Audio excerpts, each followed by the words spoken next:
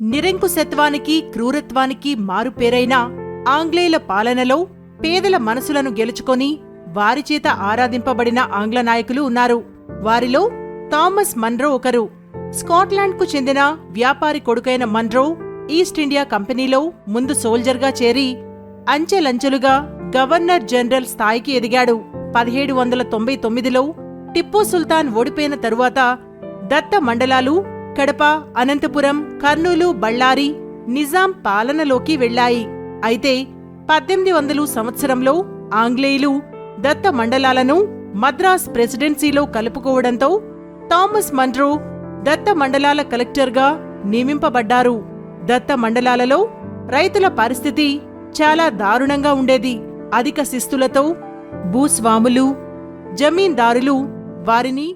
పూర్తి video link first కామెంట్లో ఉంటుంది లేదా మా ఛానల్లో ఉంటుంది.